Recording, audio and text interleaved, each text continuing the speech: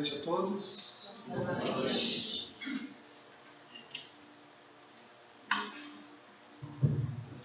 Deus abençoe o Senhor Jesus, amparando-nos os corações e concedendo-nos sempre a sua paz.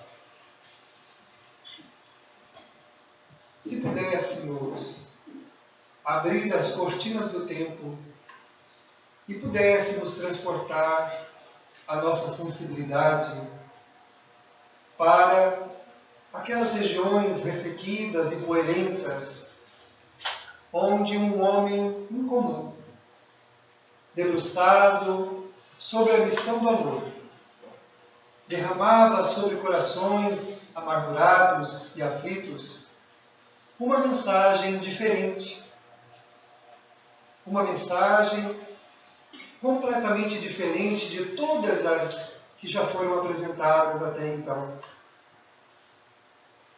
inebriando almas, retirando da solidão e da tristeza tantas criaturas que se amontoavam ao seu lado para ouvir não só as palavras, mas para sentir o magnetismo amoroso que se espraiava por toda parte, em todos os lugares onde ele se apresentava.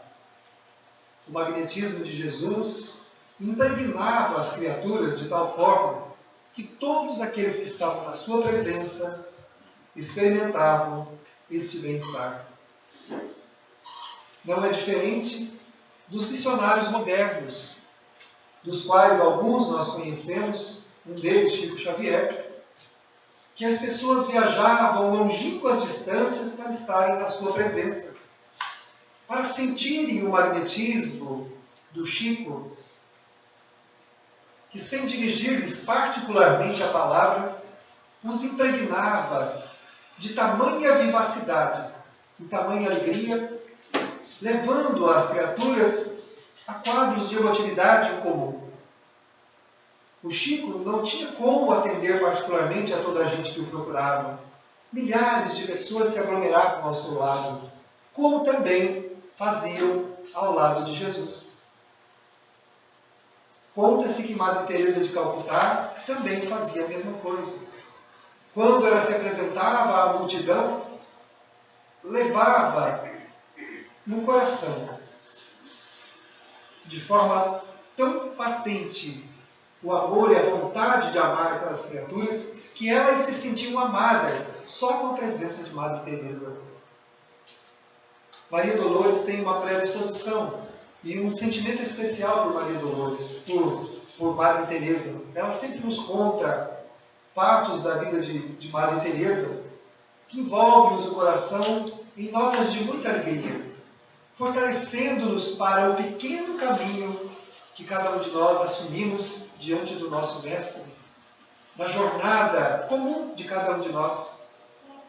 Se temos esses missionários especiais, essas criaturas, que desempenham um papel especial para com a humanidade, porque são almas preparadas, nós também temos um papel muito importante, que é impregnar de amor aqueles que estão ao nosso lado. Basta que nós simplesmente deixemos uma marca de luz no coração de quem tiver contato conosco. Não é preciso que impregnemos multidões, que muitas criaturas sejam beneficiadas por nós. Se nós conseguirmos deixar uma marca boa, de alegria, de esperança, de tal forma que as pessoas não saíssem da nossa presença sem levar esta certeza de que vale a pena viver, de que vale a pena prosseguir, nós já estaremos cumprindo com a nossa missão. E esta tarefa é muito difícil para nós, criaturas comuns. Para estes missionários, nem tanto, porque eles carregavam e carregam o magnetismo do Cristo por supremo amor que desenvolveram por Ele, que um dia teremos também. O amor forjado no sacrifício, na doação, no exercício do amor incondicional, que não é um sentimento simples, mas é possível de ser desenvolvido. Basta que nós tenhamos boa vontade. Como é difícil amar aqueles com quem convivemos do jeito que eles são. É uma tarefa muito difícil. Como é difícil conviver com as pessoas caminham conosco na existência do jeito que elas são, aceitando-as e mantendo-se alegre, porque não adianta aceitá-las, conviver com elas, nos mantermos tristes, aflitos, amargurados, depressivos. Significa que essa convivência necessária não está surtindo o efeito que nos trouxe à Terra com elas. Ninguém está aqui por acaso. Não estamos convivendo com as pessoas por acaso. Às vezes estamos lá no grupo, escutamos um ou outro falar assim, nossa, mas tal pessoa é difícil. Claro que a pessoa é difícil. Mas o que tem a dificuldade dela com o teu sentimento? O que tem o problema dela com o que você sente quando convive com ela? Esse é o teu problema. Ela ser difícil é um problema dela. Mas o que é que você experimenta enquanto convive com ela? Esse é o teu problema. Então é isso que você tem que trabalhar. Não é trabalhar. Vocês precisam ser mais duros, ter mais disciplina com aquela pessoa. Não. Você que precisa ser mais duro, ter mais disciplina com os teus sentimentos. O Evangelho segundo o Espiritismo. Para os outros temos que ser indulgentes. Conosco, severos. Está lá a indicação do Espírito de Verdade. Temos que ser severos para conosco mesmo e com os outros a gente tem que ser indulgente. Não é que vai deixar as pessoas fazerem qualquer coisa, não é isso. Mas não se afligir ao conviver com elas. A gente pode determinar uma disciplina, determinar a ordem do nosso lar para os nossos filhos, para aqueles com quem convivemos, do nosso trabalho, mas nós não podemos manifestar sentimentos ruins enquanto fazemos isso. Porque aí o problema é nosso. E é por isso que estamos aqui. Viemos aqui para nos harmonizarmos. E se as pessoas estão conosco, é porque nós precisamos e necessitamos urgentemente trabalharmos o nosso sentimento. Não importa como somos tratados, mas importa como tratamos, como reagimos àquilo que recebemos. E foi esse o exemplo que Jesus deixou e que esses missionários tentam nos ensinar. Bastava estar na presença deles para sentir o magnetismo que inebriava a sua presença. A todos aqueles que estavam na sua presença. Bastava simplesmente estar perto deles. E o que as pessoas sentem na nossa presença? O que elas experimentam quando estão perto de nós? Será que elas vão ver a hora de ir embora? Se afastar da gente, de fugir? Né? Eu ouvi um amigo falar, nossa, tem uma pessoa que quando vai na minha casa parece que não vai embora nunca. E chega para o café, fica para o almoço, fica para a janta, e já de repente até dorme. Eu falei, que bom. Significa que ele se sente bem com você. Se sente bem com a sua família, na sua casa. Olha, acho que isso sim, viu? Porque olha, né? Mas tem casos que a gente chega perto e já está rezando, né? Para que a conversa termine logo, que o compromisso acabe logo, para a gente fugir. Não é? Então a gente tem que trabalhar o nosso sentimento para criarmos uma atmosfera benévola. Porque a atmosfera que nos envolve, ela se espraia pela nossa vida. Joana de Ângeles, o Espírito Benfeitor, que escreve por Divaldo Franco, ela diz assim, que nós derramamos ou irradiamos para a nossa vida a nossa maturidade espiritual ou a falta dela. E a nossa vida ela se organiza dessa maneira, de acordo com esses sentimentos e com essa maturidade. Tudo vai se ajustando conforme a nossa maturidade espiritual. Porque Deus não coloca fardos pesados em outros frágeis. Então, se somos convidados àquela experiência que estamos vivenciando, é porque precisamos daquela experiência e nós podemos passar por ela. O que nos impede é que nós não temos sentimentos apropriados ainda para aquele enfrentamento, para aquela dificuldade. Mas nós podemos conquistar, nos tornando mais agradáveis, mais dóceis, mais receptivos.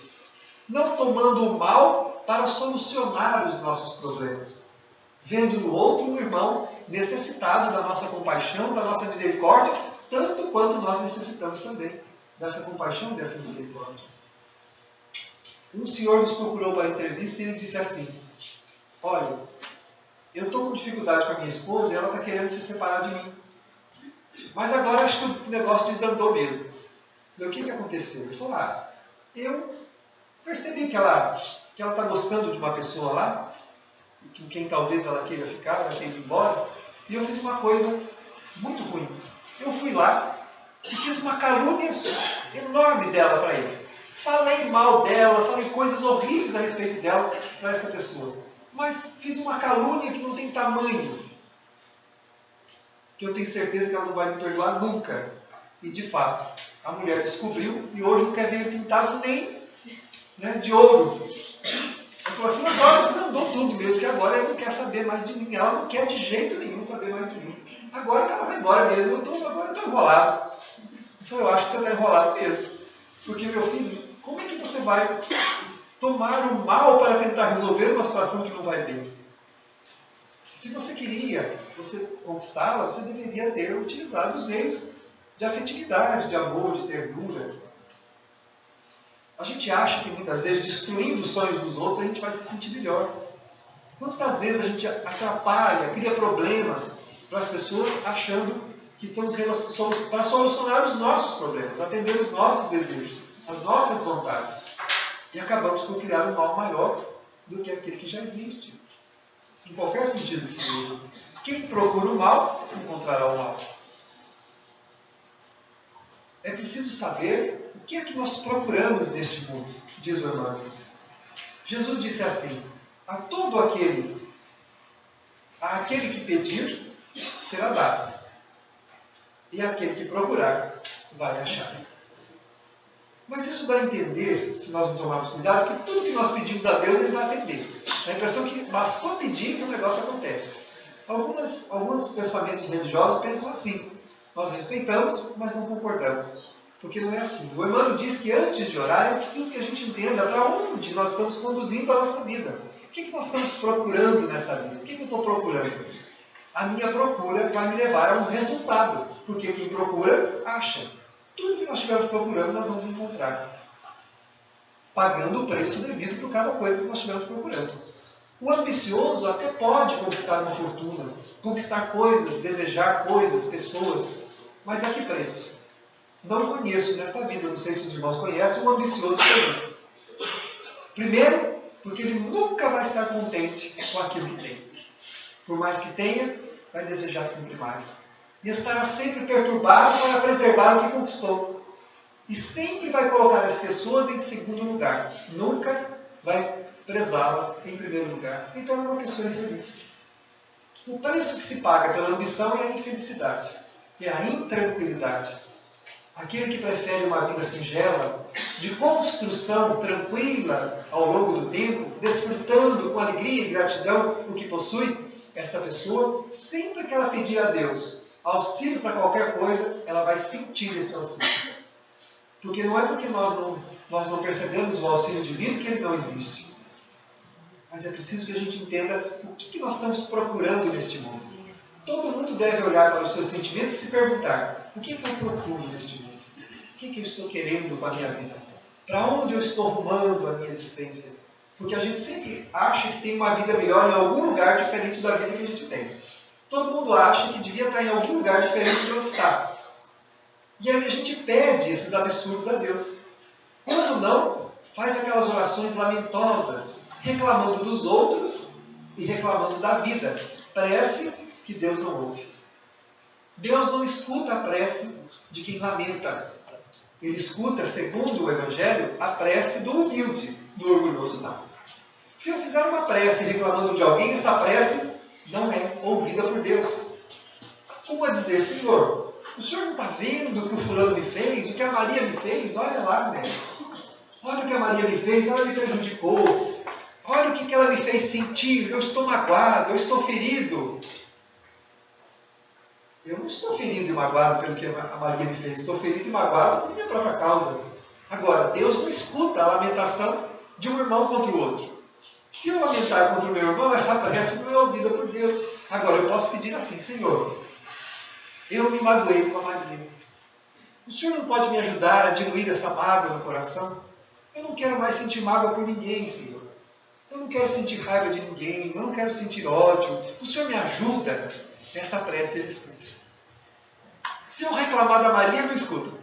Mas se eu pedir forças para enfrentar o sentimento que eu desenvolvi pela Maria, isso Ele me ajuda a fazer. Senhor, o Senhor não está vendo a minha vida? Isso é vida.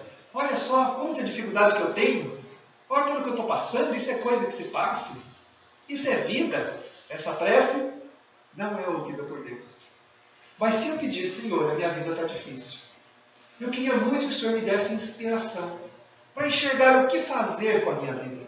para que eu tenha lucidez, para que eu tenha sabedoria, para que eu tenha paciência, para que eu tenha tolerância, para que eu tenha amor pelas coisas. Me ajuda, Senhor. Isso é ajuda. Essa prece é ouvida por Deus. Portanto, se nós estamos orando, reclamando ou lamentando essa prece, os irmãos podem colocar no caderninho da aula. Essa prece não é ouvida por Deus. É uma prece inútil. Porque é a prece do orgulhoso. Daquele que não aceita a vida e nem aquilo que está passando. Senhor, eu estou doente, as coisas estão ruins, estou com dificuldade, o Senhor podia me auxiliar a suportar o peso dessa dificuldade que eu estou passando? Essa prece é atendida por Deus.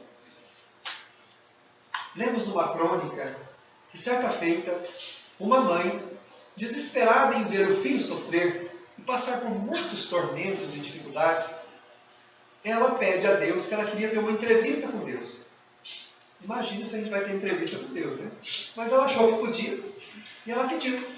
Numa determinada noite, ela desprende e acorda no lugar onde estão os benfeitores que cuidam da vida do seu filho. Quando ela vê, ela fica muito brava e fala para eles: vocês não estão ajudando meu filho. Onde já se viu, vocês estão deixando meu filho sofrer. Vocês têm que ajudar, ele tem um monte de problema e vocês não estão ajudando ele. Os espíritos disseram: de jeito nenhum. Nós nunca abandonamos o teu filho. Basta que ele pisque e nós estamos lá para ajudar ele. Aí eles começaram a mostrar cenas da vida do filho. Nas maiores dificuldades estavam eles lá, dando confiança, dando força, inspirando. Olha lá, o seu filho é resignado. Eu sei que ele é resignado. Por causa disso, os outros aproveitam dele. E ele tem todo tipo de dificuldade. Mas olha lá, nós estamos ajudando ele, nós estamos auxiliando. Vocês não estão ajudando, não. Porque meu filho continua com problema. Olha, a vida dele é cheia de espinhos. Vocês não podem tirar os espinhos da vida dele?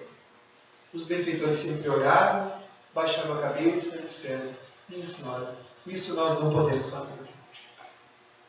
Como assim? Vocês não podem tirar os espinhos da vida do meu filho? Não, senhora. Isso nós não podemos fazer. Nós podemos fazer qualquer coisa, mas os espinhos nós não temos como tirar. Porque foi Ele próprio que os lançou no caminho. O caminho que o seu filho está trilhando é o caminho do seu passado. Na vida anterior, ele não foi tão digno assim com os seus semelhantes. Ele não amou da forma como ele está amando agora. Ele não foi honesto com aqueles com quem ele conviveu, como está sendo honesto agora. Ele não teve a dignidade, o respeito pela vida, quanto ele está tendo agora.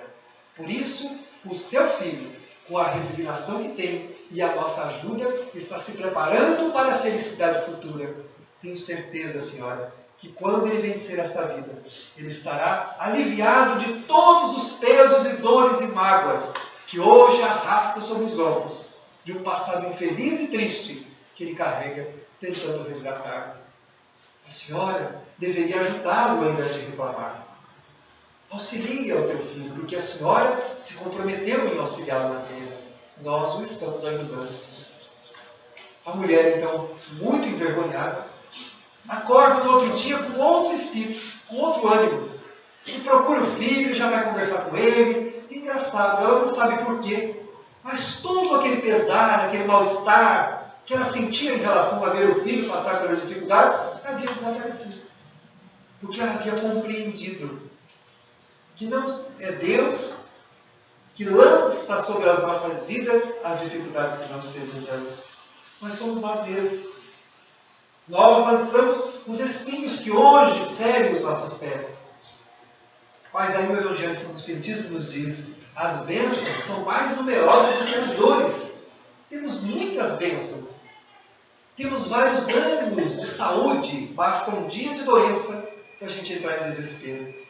Temos amizades sinceras, honestas, dignas, que cuidam do nosso coração, que nos dão afeto. Basta um problema com alguém, nós jogamos tudo isso no lixo e ficamos presos naquela contrariedade que nos aflige, que nos magoa. Porque somos orgulhosos. Somos muito orgulhosos. Então nós não aceitamos as contrariedades da vida de bom grado, com respeito por elas, para que possamos deixar o passado delituoso e prepararmos o nosso futuro de felicidade, consolados, porque o filho dessa senhora não sentia o peso que ela imaginava que ele sentia. enquanto passava pelas provas, porque ele era auxiliado. Porque aquele que se resigna encontra consolo em Deus. Mas aquele que se revolta, aquele que sente raiva, ódio, que não aceita as provas, que não aceita as pessoas como elas são, que não consegue conviver com suas dores, com suas limitações, esse está simplesmente arrastando agonias que vão ficando no coração e perpetuam-se às vezes por várias vidas. Então, para que a gente prepare a felicidade, é preciso que tenhamos confiança. Por isso o Emmanuel pergunta, é importante saber o que nós estamos procurando nesta vida. Estamos procurando ser melhores, aceitarmos, compreendermos, trabalharmos pela nossa melhoria, ou estamos procurando vivenciar tudo aquilo que facilita a nossa caminhada, mas que não é lícito, que não é bom, que não é correto? Porque esses são os espinhos que nós estamos lançando agora, para pisar depois. Porque muita gente diz assim, nossa, mas será que Jesus não está vendo? Quantos religiosos falam assim, será que Jesus não está vendo? Olha só o fulano, fazendo tanta coisa errada, ele prospera, olha lá. E ele consegue tudo o que quer. Será que Deus não está vendo, que Jesus não está vendo ele prosperar? Esse está lançando espinhos no caminho, para depois ele mesmo pisar. E nós que ficamos censurando ele, ficamos observando as fraquezas dele, estamos deixando de tirar os nossos do caminho. Podemos continuar pisando em espinhos, se não nos resignarmos e mudarmos a nossa visão a respeito das coisas. O Emmanuel diz assim que nós nascemos 2 vezes nessa vida. Nascemos quando bebês, chegamos à Terra, e nascemos no túmulo, porque ninguém morre. Nós dormimos no túmulo e acordamos no mundo espiritual. Então nascemos 2 vezes. Só que com uma diferença. Quando a gente chega, nós sabemos exatamente a que viemos. Cada um tem no seu histórico, na sua maletinha, o manual de instrução com tudo aquilo que precisa fazer. O relatório daquilo que precisa considerar. E elencadas as provas pelas quais nós temos que passar. Nós chegamos com esse histórico. Quando a gente desencarna, chegando no mundo espiritual, nascendo lá, assim que tomamos consciência, alguém vai nos perguntar, o que trouxeste? Essa, segundo os Espíritos, essa é a pergunta mais terrível de ser ouvida do outro lado. O que é que você trouxe dessa viagem que você fez? E aí a gente vai abrir a mala. E o que é que a gente levou?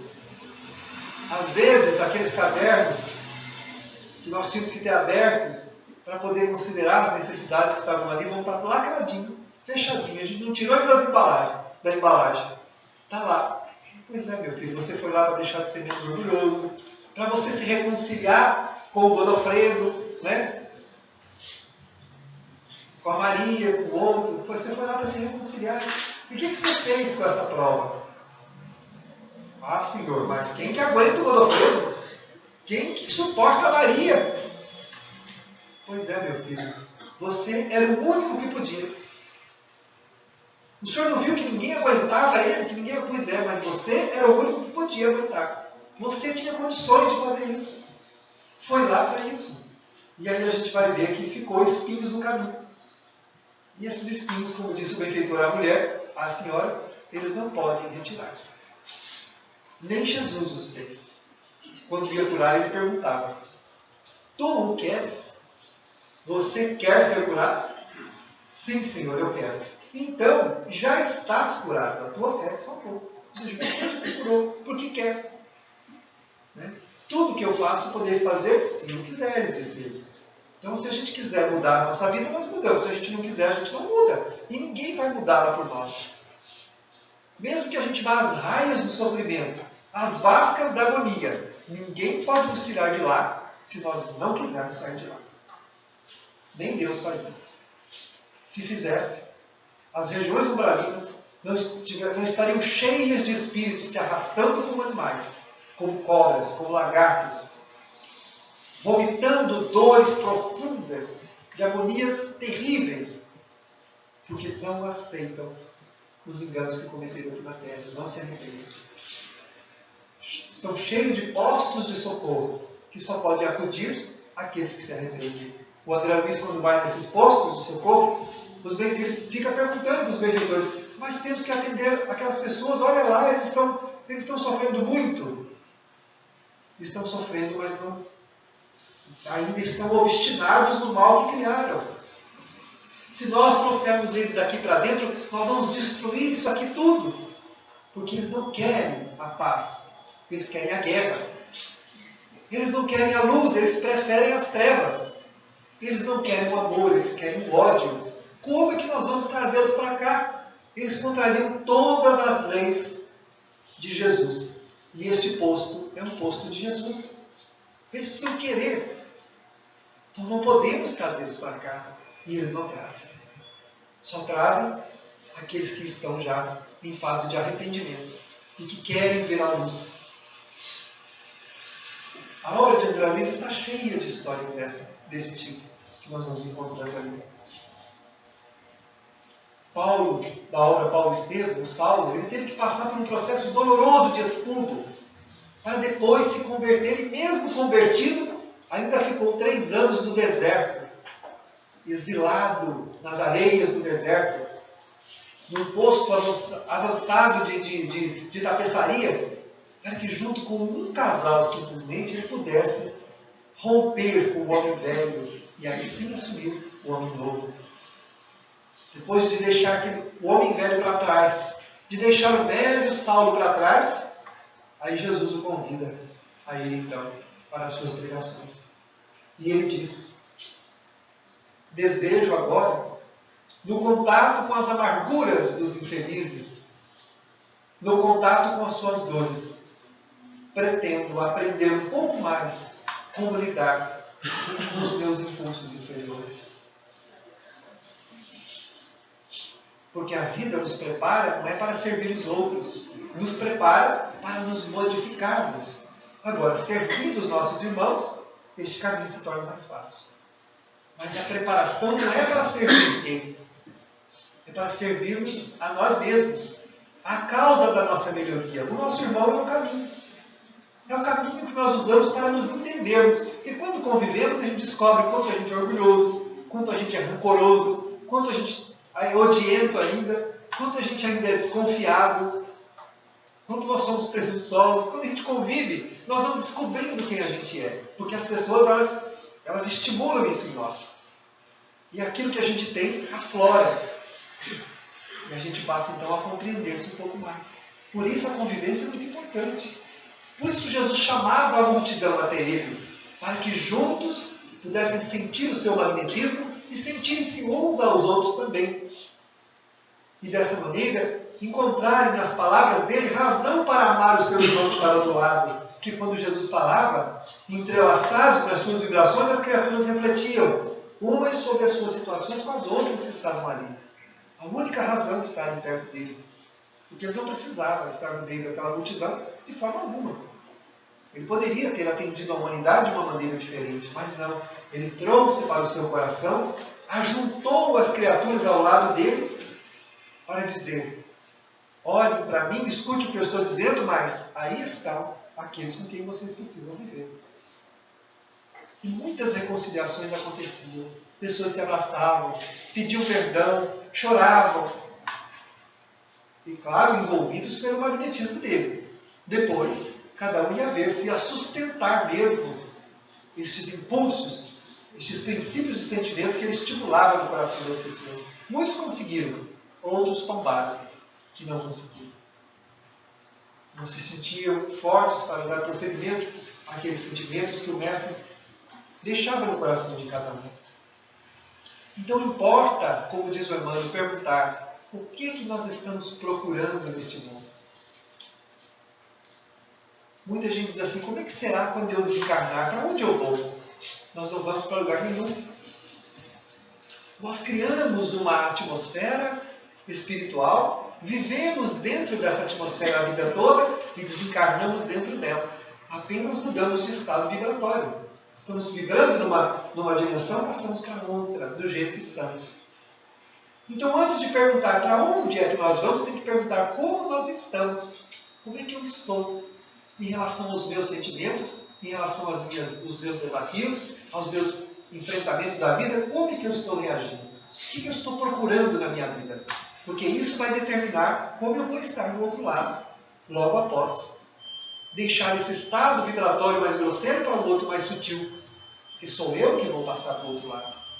Carregando minhas desditas e as minhas conquistas.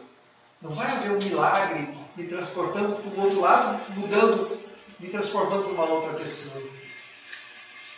É importante que a gente se avalie como eu estou. Porque o que a gente procura, a gente vai encontrar em qualquer sentido da vida. Se a gente quiser fazer coisa errada, nós vamos encontrar campo para todo lado para fazer coisa errada. Basta que a gente queira. Basta procurar, a gente vai encontrar todo o campo aberto. E a Joana de Ângeles, ela diz assim, que na caçada ao mal, toda caçada ao mal é coroada de êxito. Toda caçada ao mal é coroada de êxito. Se a gente quiser fazer o mal, a gente vai encontrar todo o auxílio para fazer esse mal. E vai ter êxito. No sentido negativo, é claro. Mas vai ter êxito. Agora, se a gente quiser fazer o bem, nós vamos ter que lutar muito com a nossa própria natureza, com os impulsos das nossas paixões que nos arrastam para exatamente onde a gente não deve ir. Para as mesmas falências do passado. Para os mesmos sítios de agonia que nós já sofremos, já perdemos a nossa alegria, perdemos a nossa paz. Vamos voltar para esses campos. Então é uma luta muito grande. É uma luta contra os impulsos da nossa natureza que nos puxam. Nosso orgulho é muito grande. Basta enfrentarmos um problema por algum tempo e já começamos a desistir, a desanimar.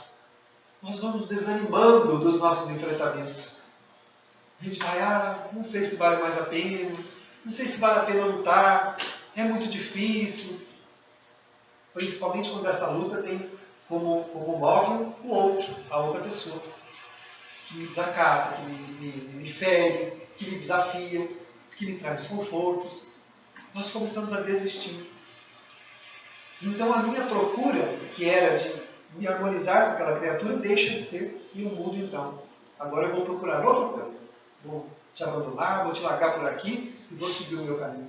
Ninguém deixa ninguém em lugar nenhum. Se você largar alguém na margem do caminho, vai voltar para buscá-lo. Não tem jeito. No lugar onde a gente abandonou o nosso ente, nós vamos voltar ali para buscá-lo.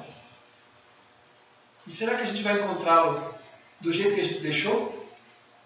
Pode ser que a gente encontre ele pior do que ele está. Muito mais amargurado. Agora, se ele resolver sentar na beira do caminho, aí é um problema dele. Quantas criaturas desistem no meio do caminho pelas vias do suicídio? Não suportando, acreditando não poder carregar a vida, resolvem cometer suicídio. Isso não depende do que a gente está recebendo. Uma mãe desesperada nos procurou porque ela tem 5 filhos. O mais novo, com 15 anos, aquele que era o xodó de todo mundo, era o mais amado, era o mais cuidado, era aquele que todos dedicavam o maior carinho, o maior amor, o maior respeito a ele. Era um dos filhos o mais querido da família, de todo mundo. Um dia deixou um bilhete para a mãe e disse assim: não suporto mais a minha vida. Eu sei que vocês fizeram tudo por mim. Me perdoem, mas eu estou indo embora. Suicidou-se. E ela estava desconsolada, desesperada. Ela disse assim: meu Deus, eu ouvi que o amor cura todas as feridas da alma. Por que o nosso amor não curou as feridas do meu filho? Eu queria entender por que o nosso amor não curou as feridas da alma do meu filho. E a benfeitora que estava conosco no momento, Maria Dolores, ela disse assim: nós não podemos curar as próprias feridas. Ninguém cura as feridas de ninguém. Ninguém pode entender aquilo que nós está dando. Se nós não estivermos propondo amar os outros, não vamos entender o amor que estamos recebendo. Basta que você tenha um gesto, meu filho, ela disse, de gentileza para com as pessoas, para perceber o quanto você é amado, o quanto as pessoas gostam de você. Mas se você nunca fizer nada para compreender ninguém, nunca fizer nada para aceitar as pessoas, para respeitá-las, não vai sentir o que está recebendo. Porque ninguém consegue sentir o que não está dando. Ninguém consegue planificar-se daquilo que não está oferecendo, tornando-se um recipiente sem fundo, cujo valor cai e se escoa, indo embora. Só retemos na alma aquilo que nós estamos dando. Lembramos da oração atribuída a Francisco de Assis: é dando que se recebe. Uma grande verdade da Bíblia, nos ensinando o quanto vale a pena sacrificar-se para continuar amando as pessoas um pouco mais, para continuar compreendendo-as como elas são um pouco mais, para disponibilizar um pouco do nosso tempo para socorrer os nossos irmãos, que seja um minuto, uma hora, um dia, vale a pena.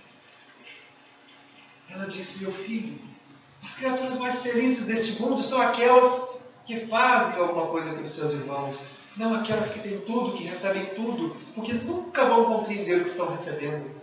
Porque egoístas possuem o coração ressequido.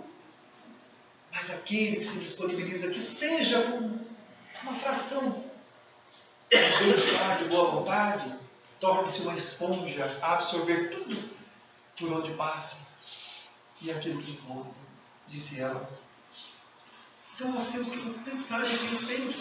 Ao invés de reclamarmos de Deus, da vida para Ele, dizendo que as coisas não estão boas, que isso não é assim, que aquilo não devia ser dessa forma, deveríamos nos resignar e pedir a Ele: Senhor, o que eu preciso fazer para passar pelas dificuldades que eu estou enfrentando? Não lamentá-las. Porque disponibilizando um pouco do nosso tempo, da nossa alegria, nós estaremos enchendo o coração de esperança. E quando uma prova mais difícil chega, o enfrentamento é mais fácil. Não estou dizendo que a gente não vai sofrer, não vai sentir nada, mas é suportável. Eram 2h da manhã, quando Maria Dolores me levou por desprendimento a um casebre, a uma casa numa periferia da nossa cidade. Em desprendimento, em espírito, ela me levou a uma senhora, a Dona Aurora. Quando nós chegamos à casa da Dona Aurora, ela estava ajoelhada no oratório fazendo uma prece, 2h da manhã. Os filhos tinham chegado há poucas horas da rua e estavam dormindo, em total falta de conforto. Uma casa bem cuidada, mas muito simples. A porta da sala estava aberta, que dava exatamente para em frente ao oratório, onde ela estava fazendo a sua oração. E ela estava limbada de luz. Neste oratório havia uma imagem de Maria, Nossa Senhora Aparecida, e ela pedia, dizendo assim: Maria, peça ao teu filho Jesus que cuide do meu marido. Ele deve estar em algum lugar deste mundo, porque ele nos abandonou faz muito tempo, quando os meus filhos eram pequenos. Mas ele sempre foi alcoólatra. E eu tenho certeza que ele deve estar caído em algum lugar, sofrendo. Se a senhora puder, peça a Jesus que cuide dele. Atenda-o nas suas necessidades, nas suas dificuldades. E a senhora está vendo. E ela apontou para a porta. Olha aí, Maria. A porta está aberta. Se a senhora achar que ele não dá conta de viver sozinho, pode trazer ele de volta que a gente cuida dele. Pode trazer. A porta está aberta. E a benfeitora disse: todos os dias essa porta dorme aberta. Há 15 anos, quando ele foi embora. E ela então, enquanto orava, nós percebemos que um filete luminoso vinha do infinito, refletia-se naquela imagem e entrava no peito dela, inundando de luz toda aquela habitação miserável, onde a tristeza não estava, onde a revolta não existia, onde a falta de fé passava muito longe, onde a esperança era uma marca.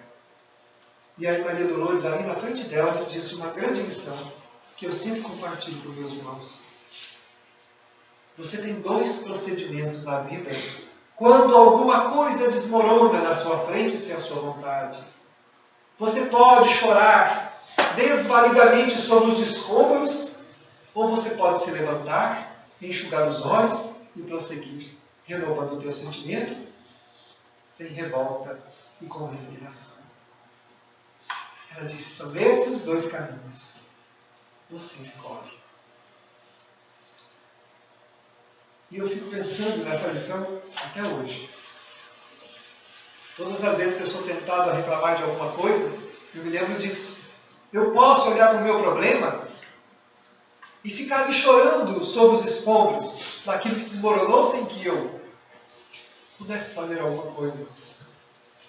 Ou eu posso olhar para aquele problema e pedir a Deus que me ajude a lutar com ele, a vencê-lo, a ter forças para caminhar. Porque é isso que eu estou procurando. Eu estou procurando viver uma vida que me leve à minha própria superação e não à superação dos meus irmãos. Não tornar os meus irmãos como eu gostaria que eles fossem, mas tornar melhor. É isso que eu estou procurando. Por isso, eu tenho que me lembrar dessa lição por toda a minha vida.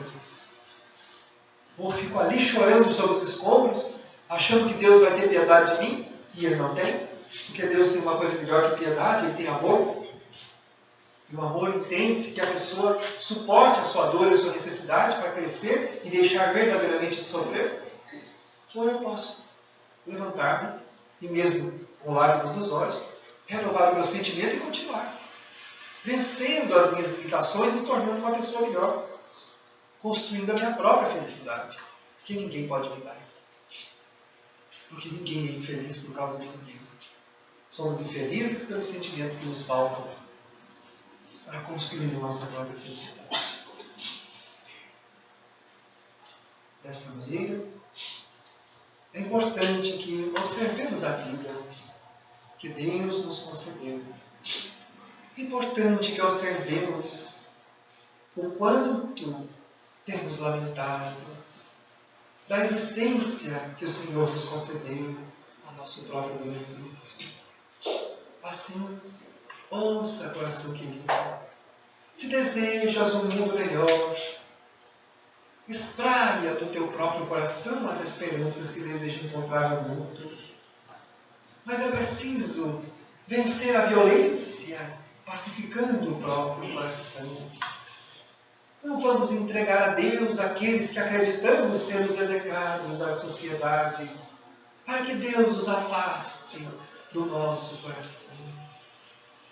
Desta maneira, vamos ouvir a voz do bom pastor, que nos convida ao amor universal, deixando que do infinito da misericórdia divina flua o seu amor infinito, vai mudar-nos o peito, concedendo-nos a paz que tanto procuramos. Quem felicita os outros, felicita-se a si mesmo. Quem recebe amor, alegra-se. Mas aquele que dá amor, alegra-se muito mais. Porque encontra a razão de viver, deixando para sempre de sofrer, encontrando a paz. Observe o horizonte da vida, onde um sol de esperança se levanta. É Jesus conclamando a humanidade ao seu amor eterno e imortal. É necessário que tenhamos gratidão pela vida, para que ela, mesmo que sofrida, possa nos trazer a realização. Mas se pudermos guardar no próprio coração a alegria de viver, é possível que a esperança há de se manifestar, há de crescer. Mas se nessa estrada encontrarmos apenas espinhos e dores convidando-nos à resignação, lembremos-nos, é a nossa estrada de redenção. Aceitemo-la e Deus nos consolará. Que Jesus esteja conosco nesta noite para sempre. Graças a Deus.